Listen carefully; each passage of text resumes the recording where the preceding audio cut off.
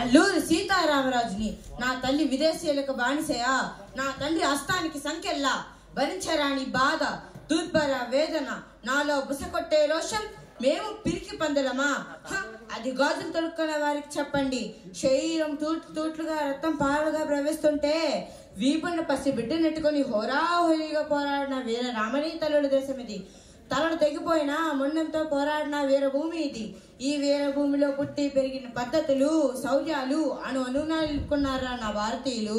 అయినా ఈ భారతీయులు ఉన్నంత వరకు నా భారతదేశం నా స్వతంత్ర దేశమే. అయినా నీకెందుకు కట్టాలరా కప్పం గిస్తూ శిస్తూ? ఎండనక వాననక కష్టించి పనిచేసే కర్షకులుండగా నీకెందుకు కట్టాలరా శిస్తూ?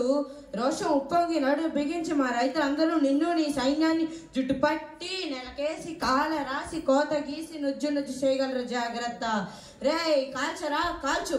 ఇదే సీతారామరాజు గుండె ధైర్యంతో కాల్చు. అది వెంటనే బట్లయ్యి కోట్ల సీతారామరాజు గుండెలతో కాల్చు. రుదర్, అధర్మ యుద్ధానికి దిగి దొంగ దెబ్బ తీస్తావా? నువ్వు మగసరి కలవాడివైతే మా యువతపై యుద్ధం చేయి. అమ్మా, మట్టిలో మట్టినై, నీటిలో నీటినై, నిప్పులో నిప్పునై, నా ప్రజల ఊపిరిలో ఊపిరినై సామ్రాజ్యం వెళ్ళే శక్తుల్ని గెలుస్తా. అమ్మా భరతమాత, నేటితో నీ సేవ చేసుకునే భాగ్యం తీరుతుంది తల్లి.